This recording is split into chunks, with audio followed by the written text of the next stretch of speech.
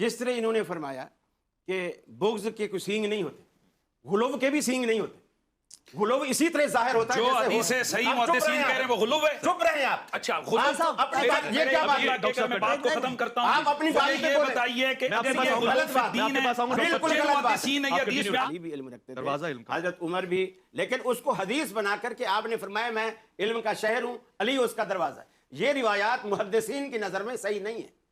क्या है? यानी हम अपना पैमाना नहीं बनाएं। सही नहीं है तो फिर क्या हुक्म लगाएं? यही ज़ईफ है कि आप उस जमाने में हजरत अम्मार को पकड़ो और जनाब अम्मार आपको अली के दर का मंगता और गदा नजर आएगा। एक सहाबी के बारे में भी खतीबाना वो जुमले कस के कह दिए गए कि हजरत अम्मार बिन यासिर अली के दर के मांगते थे। ये किसी सहाबी के लिए ये जुमला किसी तरह मुनासिब नहीं है कि ये खास मकाम कि विलादत से लेकर शहादत तक अल्लाह का घर। जज़ाकुमुल्लाह। पहली बात तो यह है कि वो ये कि सैयदना अली अल मुर्तज़ा रज़ियल्लाहु ताला अन्हु की विलादत बसआदत रसूलुल्लाह सल्लल्लाहु अलैहि वसल्लम की बेसत से पहले हुई, आपकी बेसत से पहले हुई। और आपकी बेसत से पहले जो बैतुल्लाह का हाल था वो भी दुनिया के सामने है। 360 बुत बैतुल्लाह में सजे हुए थे। मेरा ये अकीदा नहीं मानता कि अली जैसे घराने का कि वो ऐसे मौके पर उस जगह का इंतखाब करें जो बुतों से भरा हुआ है। इसको बचाने के लिए अबाबील आए थे। कुछ भी हो, सुने तो से, वो बुतों से भरा हुआ हो। अल्लाह रब्बुल आलमीन ने जिस घराने को इज्जत देनी होती है तो वो बचपन से हर तरह से इज्जत देता है। इमाम हाकिम कहते हैं कि ये तवातुर अखबार से साबित है कि अली काबतुल्लाह में पैदा हुए, शाह वलीउल्लाह मुहद्दिस देलवी। और इससे पीछे आप जाएं तो ये मैं पहले भी कई दफा बयान कर चुका हूं, 100 से ज्यादा किताबों के अंदर मौजूद है। तो अगर कोई नहीं मानता वो ना माने, लेकिन सवाल ये कि फजीलत अली मानने में हरज क्या है? जहां जिस जगह पर भी अली होगा, वो जगह कोई भी हो, मदीना हो, कूफा हो, वो कोई भी जगह हो, हक अली के साथ होगा, अली हक के साथ होगा। और लोग उस जमाने में जब मुसलमानों में इख्तिलाफ हुआ तो उस इख्तिलाफ के जमाने में लोगों ने सोचा कि हम किस तरफ जाएं, तो नबी अलैहिस्सलाम के सहाबा में हजरत हुज़ैफा और दीगर लोगों ने यह बात बताई है कि आप उस जमाने में हजरत अम्मार को पकड़ो और जनाब अम्मार आपको अली के दर का मंगता और गदा नजर आएगा। एक सहाबी के बारे में भी खतीबाना वो जुमले कस के कह दिए गए कि हजरत अम्मार बिन यासिर अली के दर के मांगते थे। ये किसी सहाबी के लिए ये जुमला किसी तरह मुनासिब नहीं। खास हम तो फिर भी गुनाहगार हैं, जो हैं सब कुछ है, लेकिन सहाबी के अकीदे के बारे में भी इस तरह के जुमले कहना जिस तरह मेरा अपना जाती अकीदा है, ये नहीं।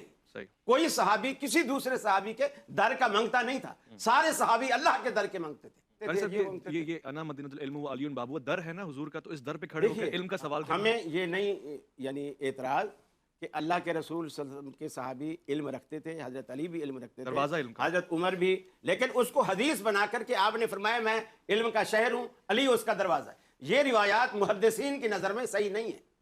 क्या है? यानी हम अपना पैमाना नहीं बनाएं। सही नहीं है तो फिर क्या हुक्म लगाएं? यही ज़ईफ है, हुक्म ज़ईफ है। मैं मुफ्ती साहब से पूछता हूं, सब एक तो इस हदीस के हवाले से आप जरा कलाम फरमा दें। ये तो बहुत बड़ी बात है क्योंकि बहुत मारूफ हदीस है, मैं इल्म का शहर हूं, अली उसका दरवाजा है। और दूसरा ये, मगर वो सूरह दहर में फरिश्ता सवाली बनकर आ रहा है, रोटियां लेके जा रहा है, कभी कैदी बनकर आ रहा है, तो ये तकाबुल सही है? देखें, बुनियादी तौर पर जब भी कहा जाता है कि फ़लाँ फ़लाँ के दर का सवाली, तो इससे मुराद कतआन किसी भी कहने वाले की नहीं होती है कि वो अल्लाह की मुकाबले या टक्कर में ये समझता है कि अल्लाह नहीं देता बल्कि बंदा ही देता है।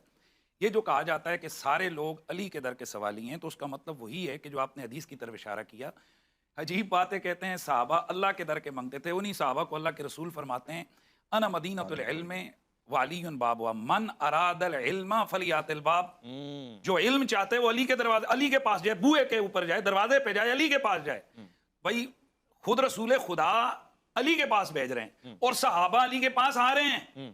मैं इनसे पूछना चाहता हूं कि 1.25 लाख साहबा हैं, उनमें से 100 मुहद्दिसीन के उसके हवाले से बात कर रहा हूं, 130 साहबा जो है ना कुल मुफ्ती हैं, और उन मुफ्तियों में से सारे मानते हैं कि मुजतहिद साहबा इकराम जो है ना 10 या 11 हैं। और उनमें से भी बड़े बड़े मुहद्दिसीन इकराम के अक़वाल मौजूद हैं कि उनमें से भी जो जलीलुल कदर साहबा इल्म के हवाले से अब्दुल्ला बिन मसूद, हज़रत अब्दुल्ला बिन अब्बास रज़ियल्लाहु तआला और एक और साहब मुआज़ बिन जबल, इन चंद साहबा के पास आते हैं। ये बात छिड़ी कि अगर इनको मसला दरपेश हो ये कहाँ जाते हैं? उन्होंने फरमाया अली के पास जाते हैं। अल्लाहु अकबर। खुद हजरत खलीफतुल मुस्लिमीन उमर बिन खत्ताब रज़ियल्लाहु तआला अन्हु, एक नहीं दो नहीं 20 मुख्तलिफ अल्फाज से आपकी ये लफ्ज मौजूद हैं, क्या फरमाते हैं? या अल्लाह जिस जगह जिस जहान में अली ना हो, हसन का बाबा मुझे वहां जिंदा ना रखा। तो फिर वो जो कहते हैं लौला अली लअला का उमर, تو یہ سب چیز کیا ہے؟ اور پھر جب آپ سے کہا جاتا ہے کہ یہ سوال تو آپ فوراً پاس کرتے ہیں، کہتے ہیں علی کے پاس جاؤ، اور پھر آپ فرماتے ہیں کہ ہمیں کیا فکر ہے جب ہمارے اندر علی جیسی ہستی موجود ہے.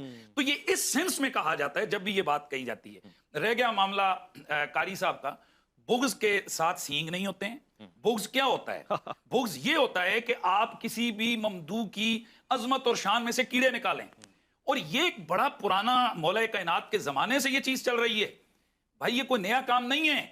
اس بغض کا کیا عالم ہوگا کہ مولا کائنات کے نام پر نام رکھنے والوں کے سر اڑائے جاتے تھے. اللہ اکبر. کیا یہ اسماء الرجال کی مستند اہل سنت کی کتابوں میں موجود نہیں ہے؟ اس بغض کا کیا عالم ہوگا کہ ممبروں پر بیٹھ کر مولا کائنات پر سب و شتم ہوتا تھا. لہٰذا میں اکثر کہا کرتا ہوں، میں اکثر کہا نہیں ہوتا تھا. لا الہ، میں حوالہ دیتا ہوں الاستیعاب، میں حوالہ دے رہا حدیث کی کتاب، بھائی باقی تم مانو صحابہ کے حوالے سے مانو تو ادھر تمہیں ہاں درد ہوا ہے، درد ہوا ہے. علی کے بغضیوں پہ سٹ لگی ہے، درد ہوا ہے. اسی کو کہتے ہیں بغض علی، اسی کو کہتے ہیں بغض اہل بیت.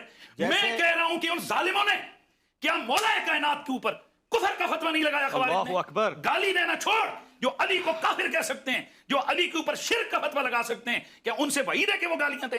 اور میں نے تو نام نہیں لیا کہ کس نے دی ہے، خود بولیں کہ کس نے دی ہے.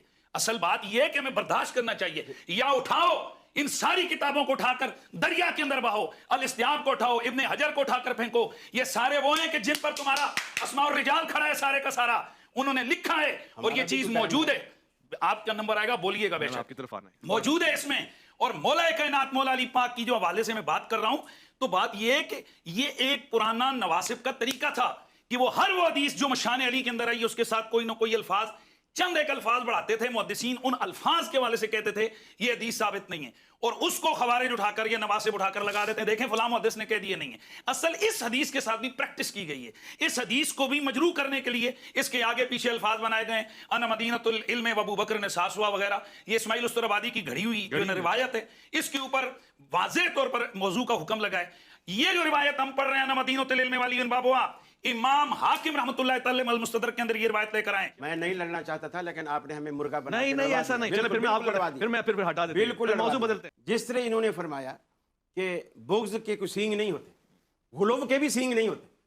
غلو اسی طرح ظاہر ہوتا ہے جو حدیث صحیح محدثین کہہ رہے ہیں وہ غلو ہے. چپ رہے آپ. اچھا یہ کیا بات ہے؟ ڈاکٹر صاحب میں بات کو ختم کرتا ہوں. آپ اپنی بات یہ بتائیے کہ اگر یہ غلط بات دین ہے، بالکل غلط بات. نے یہ حدیث بیان کی ہے، آدھا گھنٹہ بات کر کے میرے 2 منٹ بھی برداشت نہیں ہو رہے.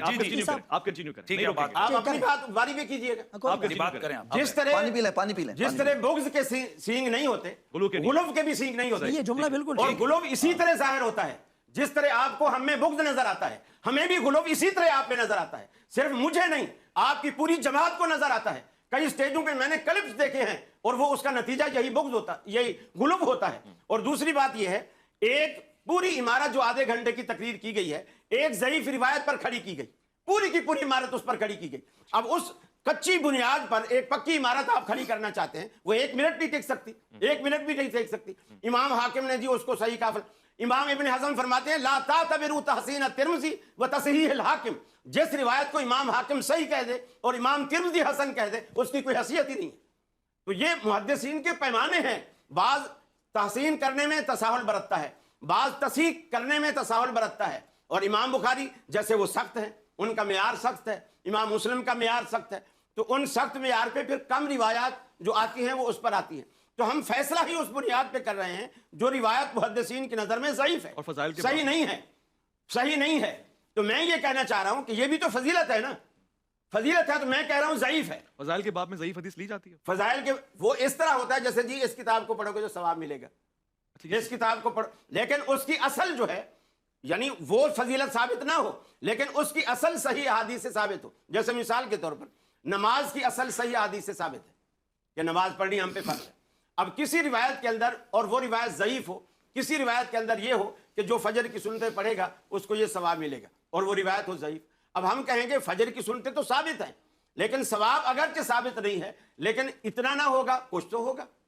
اس روایت کو محدثین مان لیتے. یہ نہیں کہ بیس عقیدے کی بیس ہی اس ضعیف روایت پر رکھی جائے. عقیدے کی بیس میں فضائل، یہ عقیدہ ہے، اس بنیاد پر ہمیں باغی کہا گیا، اس بنیاد پر ہمیں وہ کہا گیا کہ یہ بغض رکھنے والے. اور پھر کہا کہ اگر عبد الرحمن بن عوف نہ ہوتا تو عمر گمراہ ہو جاتا. تو یہ ہر مجلس میں یہ پیش ہوتا ہے کہ حضرت عمر نے یہ کہا, جیسے وہ انہوں ہوتا نے ہے کئی ویسے. لوگوں کے بارے میں کہا. صحیح, اب اس کا یہ مطلب لیں گے کہ دیکھا یہ بغض ہے. ٹھیک ہے ٹھیک ہے واضح ہو بغض گیا. نہیں میں آگے ہے, چلوں, بتایا ہے کہ- بغض نہیں ہے, کلیئر ہو گیا. سب منقبت سنا رہے ہیں تو آپ کی طرف آؤں, ورنہ میں آگے بڑھتا میں ایک ہوں. جملہ کہنا, ایک شعر ہی کہتے ہیں حضرت کی شان میں, حضرت علی کی شان میں. میں ایک جملہ کہنا چاہ رہا ہوں. ان کی شان میرے شعر کی شعر محتاج اسد اللہ کی شان میں شعر. میں کہہ رہا ہوں ان کی شان میرے کسی شعر کی محتاج نہیں ہے. اللہ بھی پھر آپ کی نماز کا ہم محتاج محتاج, نہیں. ہماری سماعتیں ہیں نا کمزور ہیں. وہ میں اپنی ضرورت کے لیے قاری صاحب کچھ کہہ رہے تھے. میں یہ عرض کر رہا تھا کہ جس علی کا شعر اپنی ضرورت مفتی صاحب کہنے دیں نا کو. اب مجھے شعر کے حق میں شعر. آپ کے شعر کے حق میں, اسد اللہ کے حق میں شعر دیکھیے, کہہ دیں. آج آپ مفتی صاحب بھی کہہ رہے ہیں. جس بدبخت نے عبد الرحمن ابن ملجم نے سیدنا علی المرتضیٰ پر حملہ کیا, صرف اس کے بارے میں نہیں, اللہ کے رسول نے اس شخص اور اس کے پیچھے اس کی جتنی ذریت اور آباء و اجداد تھے سب کو اللہ کے رسول نے فرمایا جہنم کے کتے ہیں, ہائے ہائے ہائے. یہ جہنم کے کتے ہیں. تمام خوارج کے لیے رسول اللہ صلی اللہ علیہ وسلم کی حدیث حق ہے. کہ یہ جہنم کے کتے ہیں, اور وہ واقعی وہ جہنم کے بس واضح ہو بے گیا. شک بے شک وہ ایک معیار اور مثال ہو گئی جو علی